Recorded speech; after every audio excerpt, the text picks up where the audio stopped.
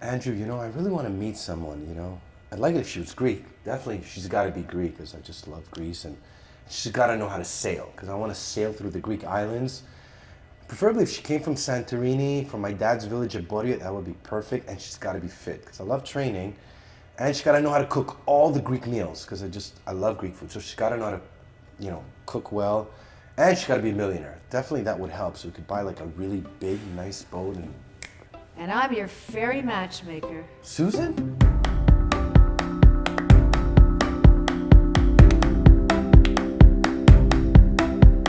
Hey guys, Nick Drossos. Dr. Andrew Steinberg. And welcome to another episode of Have the balls to talk about it. And this week we have Susan Alper, matchmaker and lifestyle coach. That's Welcome. correct. Susan, thank you for coming on. Oh, it's a pleasure. I'm excited. So, where do we start?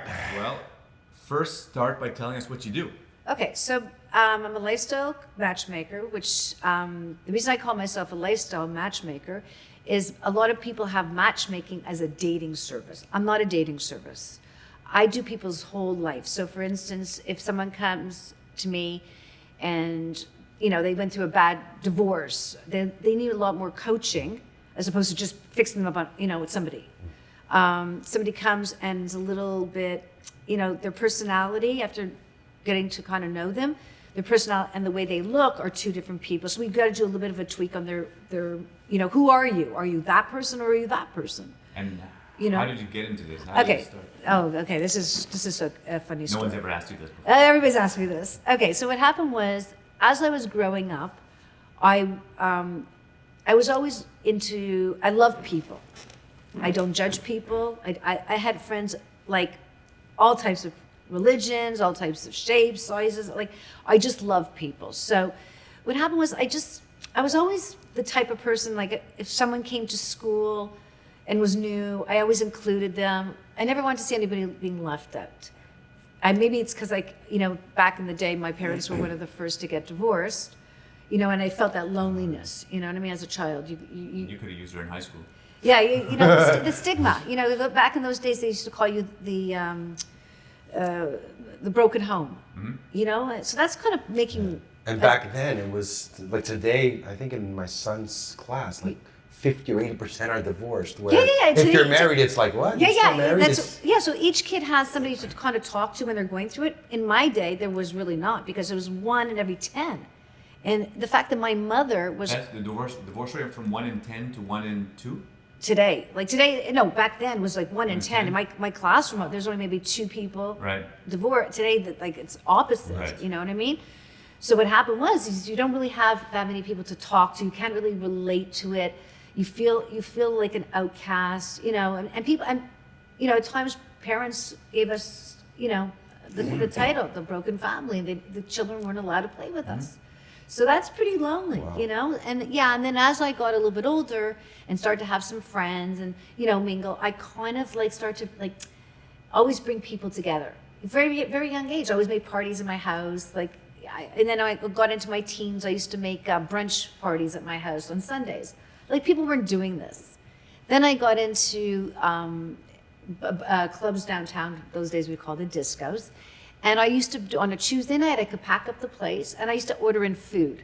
Okay. I mean, that's today, You right? like Right. then bringing I people always, together. That was because your thing. because I knew people wanted to come together and meet, so people would meet, and and I'd introduce people, and then later on in my 20s, I started to match people, my friends, and friends I knew and people I knew. So you and started as this a- when? not- In your 20s? no, Not as a business. I didn't. Yeah. I didn't do any of this Just as having a fun with it. I was a promoter. I didn't do it as a business. I did events. I wasn't an event planner. I just did this part of my everyday life. Obviously, I didn't know there was you could make this into a financial business till later on in life. So throughout my life, I was in menswear. I was in women's wear. I was in the steel business. I was in the packaging business. So I was always around men, and I always had a lot of girlfriends. Okay. And for some reason, I just was always fixing people up, and people got married, or they got coaching, or I would tell a friend the truth. Was this as a business or you were just no, doing this it? was, It's this still was as just, a, yeah, this was all fun and dandy. I mean, and then I was working when I was working around men all the time, I saw things that we hear about today, like a Me Too movement, right? Okay. Way back. And, you know, a lot of times the women would come tell me that they're going to go tell the wife. And I'm like, you can't go tell the wife.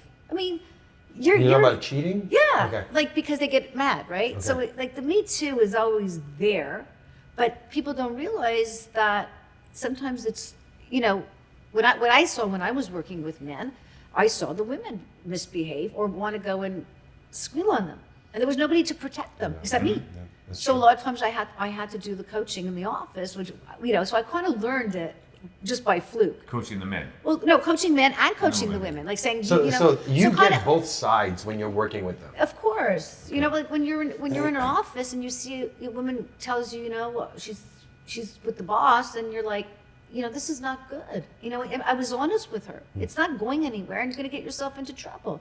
Then you have the other ones who are saying, well, you know what? I could go and I could call his wife. Why would you call his wife? Why would you destroy someone's life? You know, so when I see all this happening, it's two sides to a story. You know, like when people say, well, you know, you meet somebody and you sleep with them on the first night, right? I mean, you both sleep together. You're both adults. Yeah. So why is it one like he Right, raped that's me? Yeah. Well, maybe you raped him. That's I mean, awesome. You must get a lot of heat for saying something like that, do you? no, no, because it's reality. Listen, if we're going to be, we want equality. Yeah. Somebody's got to stand up for it. Yeah. You can't just say, "Oh, I want to be getting the same salary as a man, and I want this as a man, but I'm not going to give in." Well, okay. You could say that, but we can't say But we that. can't. No, you can't if say we, anything. If we were to say that, No, you can't. we'd be 100%, and you that's know, why I feel like I'm the voice behind you, because you can't say it. You can't do the things that I could do. Like when I was in an office and I sat down with the girl and I said, you know, you can't call his wife and tell you're involved. Yeah, but you did it. Right. Someone has to tell them the reality. You did it. So as a matchmaker, how did all So that? okay. Hold on, So hold on. so I wanna yeah. So understand now that. yeah. Okay. So Match- so this is all coming into Yeah. how I became the matchmaker. So in 2006, I realized into that I lost my mother. She passed away. My mother was a really strong woman in a man's world and very respected. Okay, I saw my mother being tormented by women because she was always very good with men, you know. And she passed away young. And then my job, the company I was working for, had a merger, and there was a lot of conflict because I kind of put the company into bankruptcy because I took all their clients. So they destroyed me. I got sick from it. And at this point, Physically sick? yeah. Emotionally sick? Yeah. And so I decided, lying in a hospital bed, you know, the doctor, which I knew a long time, I was going to find him his wife, which I did. That's awesome. That's good karma. And then after that, I realized, you know, they told me I couldn't work for a year. And I'm a worker. I've always been a worker. I've always taken care of myself. To me, this was going to kill me. So lying in a hospital bed, I said, you know, I just want to get out of here, you know, and I remember leaving the hospital and buying a book called My Life's Purpose. And I read it that day like 4 or 5 times, you know, and it hit me. Like, I know I'm sick. I know, like, I really shouldn't be, I should be, you know, I got a letter saying I'd take a year off. And that's when it hit me. You know, they say, look at your life's recipe. Everything from the past is training. It was it's training. Everything you did was training. I Every agree. single bullet I took, Yeah, every that's hit, every fight, I got it. So it hit me that, wait a second, you know what? I don't want to go back to working for anybody. I'm not well, but I want to fight. And so I prayed, and there I went. And I just started to, you had to build first I started to do the events. And I did a lot with the gay community. Event, but as an event planner. No, more like events, like promoting. Back to what I used to do. But Like was it matchmaking? No, Just events? It's just event, like promoting, getting people out. Okay. Into, you know, and most of it was in the gay village, and I worked a lot with the gay guys, and I helped a lot of guys come out. I helped a lot of girls come out, but then I realized, you know, every time there was a party or something, there was a lack of people meeting. Mm-hmm. You know, there's something. I would hear your side of the story, and then I hear her side of the story, and I'm thinking, like, this is a good match. And then, you know, I started to think about, well, if I could put everything into a business. So people thought I was crazy. Absolutely. Because back then it wasn't big, right? Were you one of the, yeah, I was one of. I was one of the first ones? I was one of the first ones, but I knew people didn't need a date. You know, especially like when you're helping people come out or having issues, they need more. So the first year I was doing a lot of this mingling, of meeting people, whatever. And after a year, I turned to my partner and I said, you know, I see something big. Oh, actually, yeah. And he said, well, I believe that. I saw you for a year, the way you could talk to a waitress, to a waiter, and make them, like, you could see right through their issue and then just say to them, you know, there's hope, there's whatever it is. I've seen you talk to homeless people in the street and get them back up and find them a job. Like, you have a gift. Yeah, it's a Use gift. it. It's a gift. Use it. So I called up all my, you know, people that I knew. But that could have been translated also into a life coach for anything, not necessarily dating, right? But because I love same skill. Yeah, but I knew there was like people.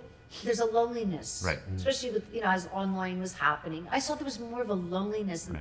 compared to my days. So you actually saw the matchmaking you do, and then go Yeah. to the online dating, that transfer. Oh well, we'll get into that because that's a real big change right now. But when I first started, so I called up people that I knew that I had matched them, you know, and I asked them for a testimony because I was going to build a website, which was good.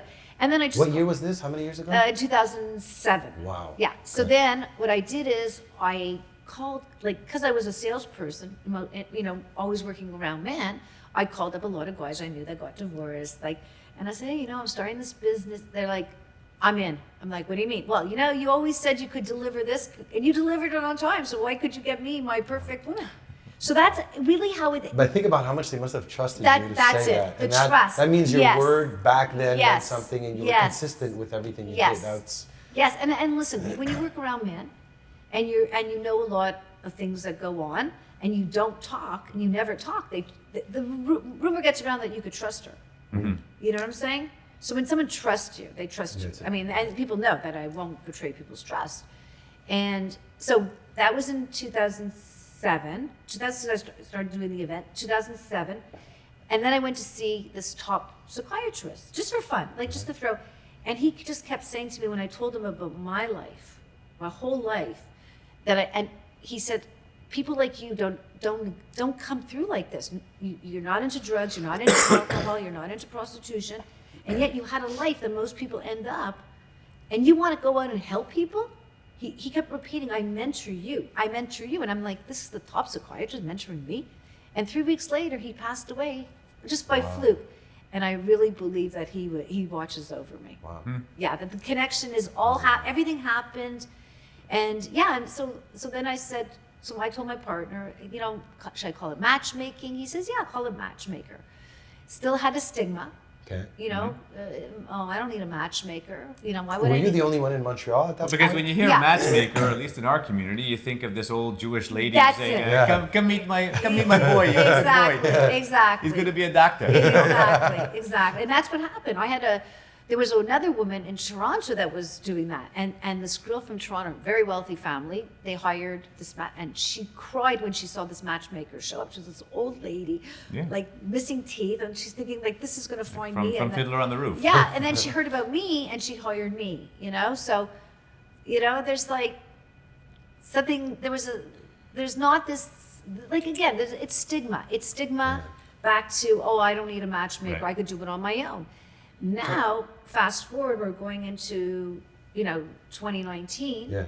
Now I'm starting to see that people are, and there was a time when people said to me, you know, Susan, there's online dating, there's swiping, and they're doing, and your business is going to fall apart. I said, no. My business may go into a little bit of a what do you call it?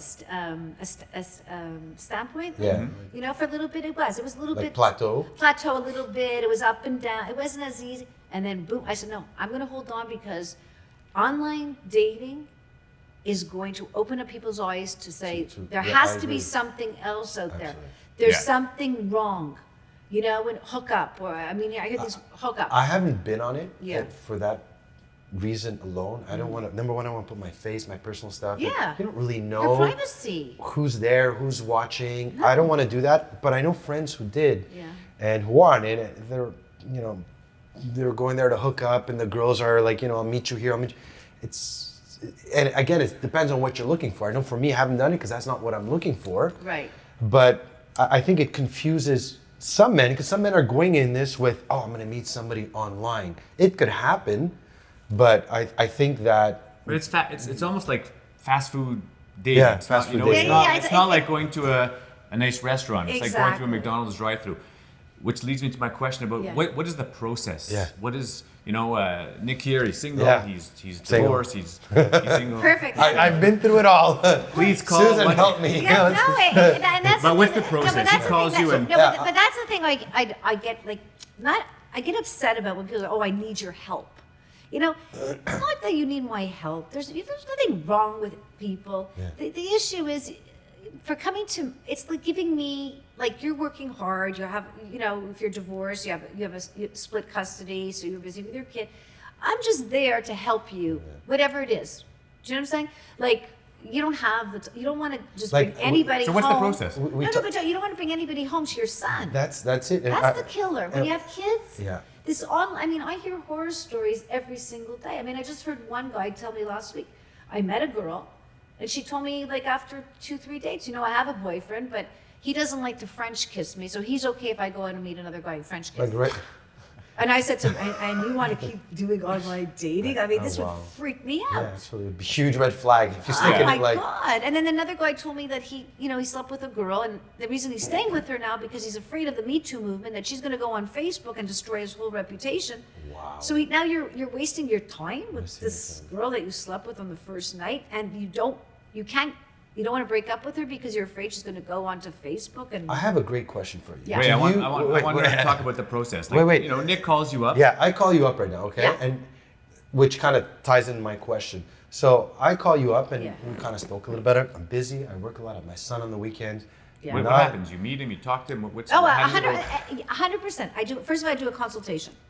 So in my consultation, we talk about your needs, your past. You know, I listen to you carefully, what you're saying. So if there's things that you're telling me that you want, and I don't feel it's in your lifestyle, I'll discuss this with you. Okay. Because that's what a lifestyle coach is supposed to do. I'm not, you know But what I you mean? must see through what they're saying also and probe a little bit in the right direction. Yeah, 100%. Like if someone comes in and they're, let's say, a doctor, okay? You know that a doctor has on call. He could be called in the middle of the night. He could be called on weekends. He has all kinds of different hours. He could work late. So you have to make sure that he knows that he can't be with somebody so needy. Yeah, good point. Do you understand? And that's really important because, you know, everybody wants, oh, I want a beautiful woman. Yeah, okay, that's great. But, you know, beautiful woman and, you know? And what else? Yeah. And what else? Yeah. I want to get you the package. Right. Otherwise, The package that meets you. That's Because right. his package That- is different than that's my right. package. that's right. Your lifestyle is very different than his lifestyle. So you have to go, that's the first thing. So if some guy says, well, I just want her, you know, I don't want her to work. Okay, but why? Like, that's another thing. Why would you not want the person to work? Do you get that? Men Well, say- yeah, because that person's really needy. Okay. So- So, and the today- real message is I need somebody to take care of me. Right. So the women today are not looking to take care of men. That's the thing. It's a very different time. So you have to be really careful. I think the men today are not looking to take care of the woman also. Yeah, I think mean, it's- but that's what more we want want. a partner, Yeah, you would want a partnership. partner. That's what Yeah. I always say. You want Yeah. a partner. You want somebody that could, you know, you don't want to be a cheerleader and you know the person's always down. You have to Yeah, cheer them up. That's a full-time draining job. Yeah, it drains. Do you understand? That's Yeah. draining. So you want a partner. You want somebody. It's like a seesaw. You know, you want to be up, down, and then balance. Great, up, down. You know. Do you help the couples as well? Like if the two couples you bring two people together, you see there's love or something, but they're really not communicating. Is part of your job as well to get in there and help them? Okay, not right at the beginning. For instance, let's say they go on the first date, and I get feedback, and it sounds as if there was a lack of communication somewhere. Yeah. Do you understand? Which online doesn't do that for you. You're right. Here, like I had an example. I fixed up a couple. She was from the U.S. He was from Canada, and her girlfriend didn't want her to go on a second date with this guy. So she found a way to call this guy dumb and all kinds of crazy nonsense. So had I not followed up to ask her how the date went, she would have never gone out with this guy again because her girlfriend didn't want to be alone. Do you understand? She didn't want her to find the great guy. So that's where I came in. And I said to her, listen, let me tell you, if I call your girlfriend today, trust me, she's going out with him tomorrow night. Wow. Yeah, and I made it clear. And anyways, they're married today, and that girl never spoke to her after that. Okay, so you meet the person, Yeah. you evaluate, you.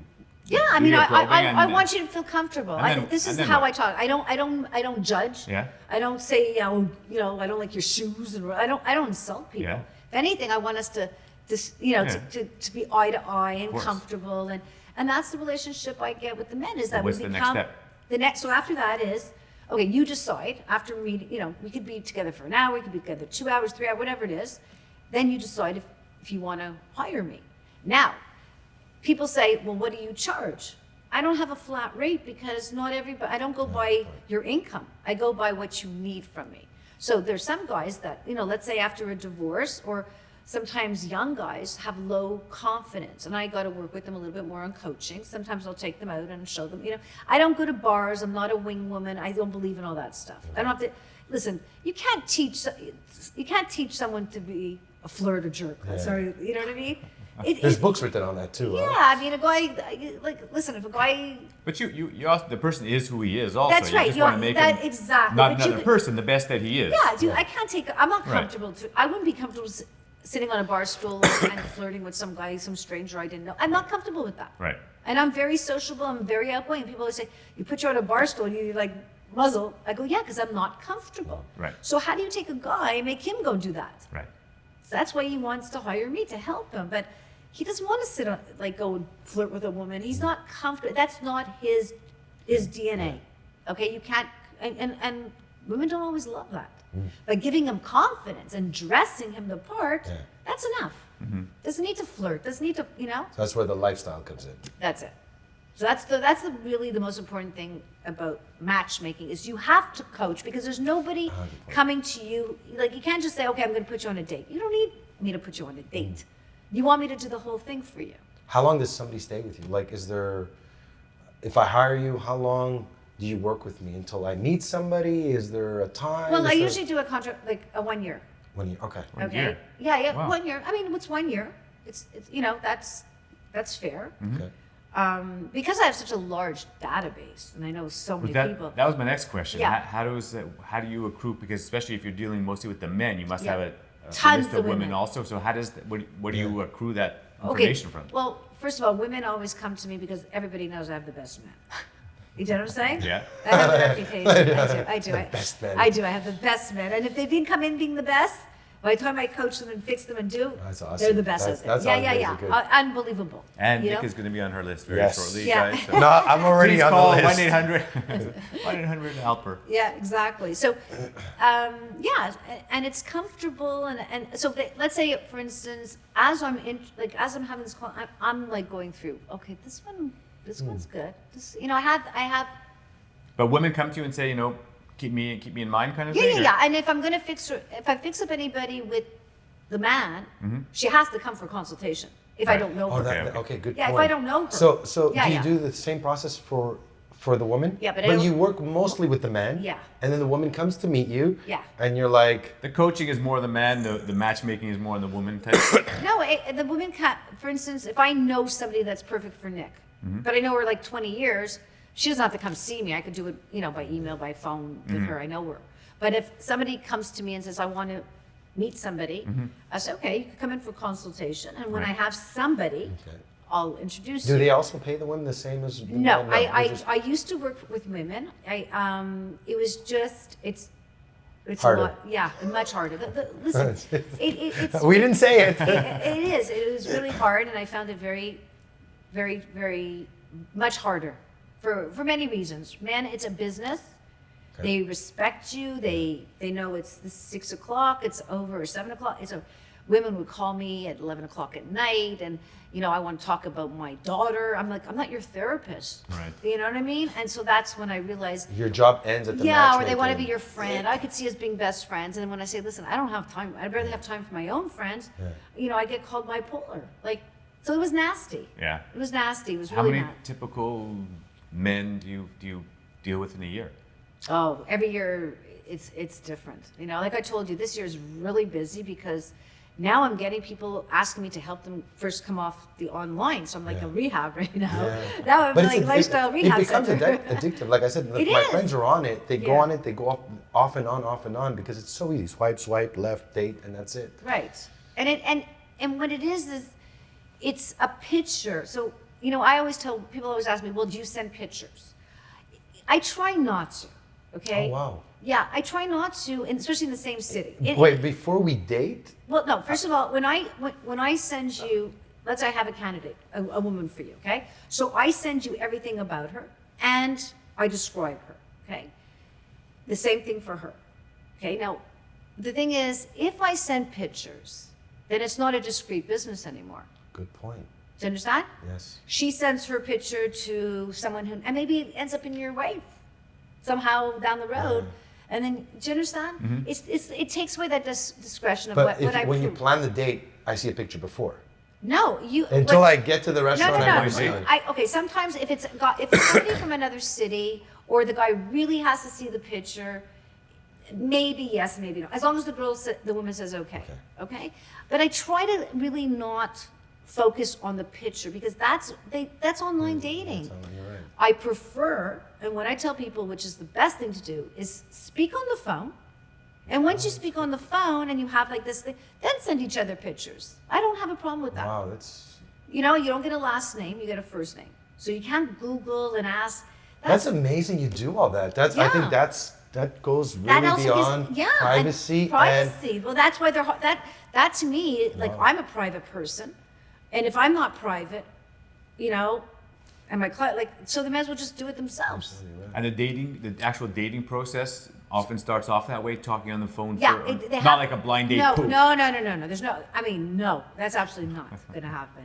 What happens is you get a description and then you speak on the phone. Like you say, oh, that sounds good, and she says, oh, that sounds good. Well, I think what's really interesting, the And, fact and, that you and, don't. I, and I have to tell you that my success rate is very high because each person's profile is real. So, like for instance, if I know you're shy, I'll let her know that there's a shyness, so that she's not expecting this guy to show up trying to be a clown, and he's so uncomfortable because and then he starts Right. babbling. Wow. He doesn't even know what he's saying. Right. And the same thing for a woman. So if I say to you, listen, could be a little bit shy at the beginning, make her feel warm and Wow, that's yeah. because it allows the other Well, yeah, person because as online well. dating, you expect, online dating, the guy puts a picture, she puts a picture, everybody shows up thinking the person, you don't know someone's personality.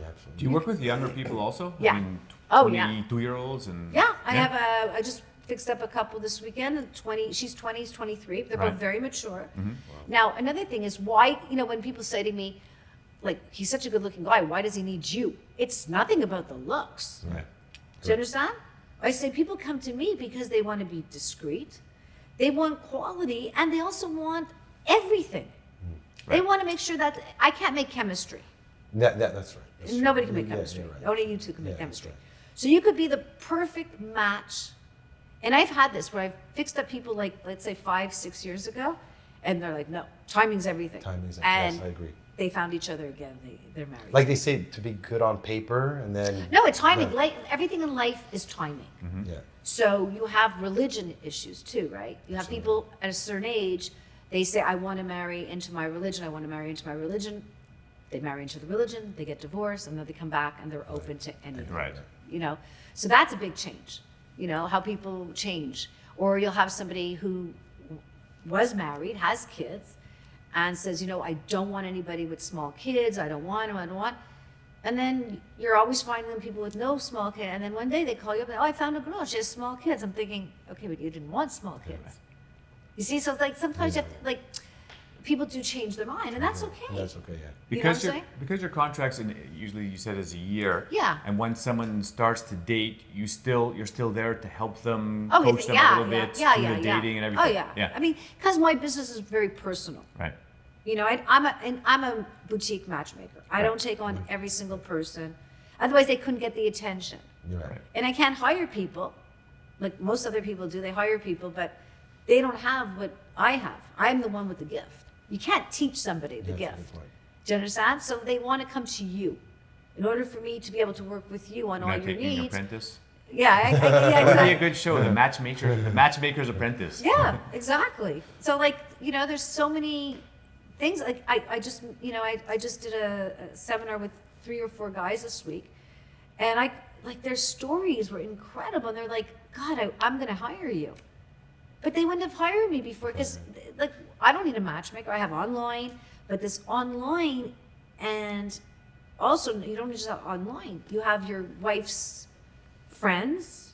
She sees her best friend as the best thing in sliced bread, but she doesn't sleep with her best friend, and she doesn't live with her best friend, and she doesn't know the other side of a best friend when she's in a relationship.